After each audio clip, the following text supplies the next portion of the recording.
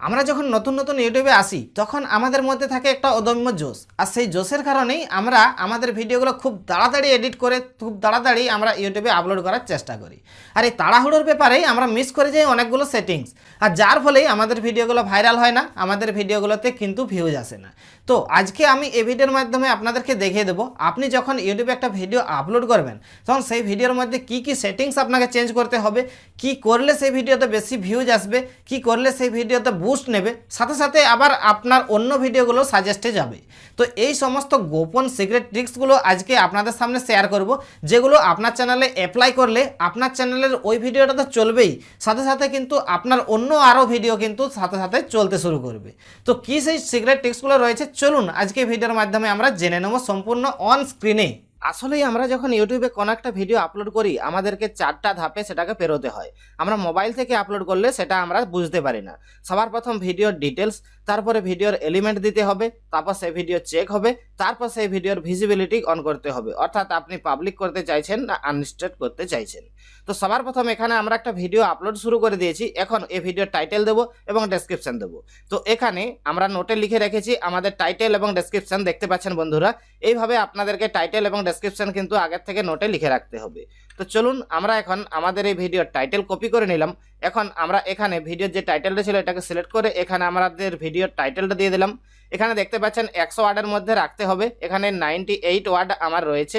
এখন আমরা সরাসরি ডেসক্রিপশন দেবো। তো এখানে আমরা দেখতে পাচ্ছেন একটা সুন্দর ডেসক্রিপশন লিখে রেখেছি। এখান থেকে সম্পূর্ণ ডেসক্রিপশনটা আমরা কপি করব। কপি করার পর আমরা এখানের যে ডেসক্রিপশন রয়েছে এখানে আমরা পেস্ট করে দেবো।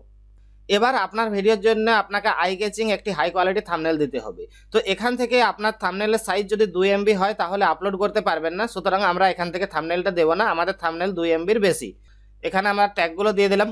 তো ট্যাগগুলি দেওয়ার পর আপনারা দেখতে পাচ্ছেন এখানে একটা লাল বক্স রয়েছে, সুতরাং এখানে দেখতে পাচ্ছেন যে 500 ওয়ার্ডের মধ্যে আমাকে ট্যাগ কমপ্লিট করতে হবে, কিন্তু আমাদের 509 ওয়ার্ড হয়ে গেছে, সুতরাং আমাদেরকে কোনো একটি ট্যাগ কেটে বাদ দিতে হবে, তবেই আমরা সেইখান থেকে এটা এনাবেল করতে পারবো। তো দেখতে পাচ্ছেন আমাদের কিন্তু ট্যাগ দেওয়ার কাজ কমপ্লিট। তো এই কাজগুলো তো আমরা মোবাইল থেকে আপলোড করলেও করে থাকি। এরপর আমাদেরকে যে সমস্ত কাজগুলি করতে হবে, এখানে নিচে যে সেটিংসগুলো আপনারা বন্ধুরা দেখতে পাচ্ছেন, এই সেটিংসগুলো অবশ্যই আপনাকে প্রতিটা ভিডিওতে সিলেক্ট করতে হবে। এখানে ভিডিও ল্যাঙ্গুয়েজ বাংলা করে দেবেন, এবং কোনো রিজনাল ল্যাঙ্গুয়েজ যদি সিলেক্ট করা থাকে তাহলে সেটা কিন্তু আপনারা বাদ দিয়ে দেবেন, অর্থাৎ কোনো ভিডিও নির্দিষ্ট কোনো লোকেশন যদি শেয়ার করা থাকে। আর অবশ্যই ভিডিও লাইসেন্সটা স্ট্যান্ডার্ড ইউটিউব লাইসেন্স রেখে আপনি এটাকে নেক্সট অপশানে ক্লিক করবেন। এরপর এখানে আপনার ভিডিও সাবটাইটেল দিতে হবে, এন্ড স্ক্রিন দিতে হবে এবং কাট দিতে হবে, কেননা আপনাকে এগুলো দিলেই তবেই আপনার ভিউজ বাড়বে, তাছাড়া বাড়বে না। তো আমরা সাবটাইটেলটা অ্যাভয়েড করে যাব। এখন সরাসরি আমরা এন্ড স্ক্রিন আমরা সিলেক্ট করব। তো এখানে দেখতে পাচ্ছেন যে এখানে অ্যাড অপশন রয়েছে, এখানে ক্লিক করব। এখানে ক্লিক করার পর আমাদের সামনে এই ধরনের এন্ড স্ক্রিন চলে আসবে। এখন আমরা এখানে যে সমস্ত এন্ড স্ক্রিনগুলো দেবো তার মধ্যে একটা ভিডিও, একটা প্লেলিস্ট এবং একটা সাবস্ক্রাইবার বাটন আমাদের যাতে থাকে সেই ধরনের একটা আমরা ফরম্যাট লাগাবো। সুতরাং আমরা এখানে এটাকে ক্লিক করে দেব। এখানে আমাদের প্লেলিস্ট চুজ করতে হবে, তার জন্য এটাই ক্লিক করব এবং এখানে প্লেলিস্টের কলমের চিহ্নতে ক্লিক করার পর এখানে আমাদের যে প্লেলিস্ট ক্রিয়েট করে রেখেছি সেই প্লেলিস্টটা সিলেক্ট করে দেব এবং এখানে সেভ অপশানে ক্লিক করব।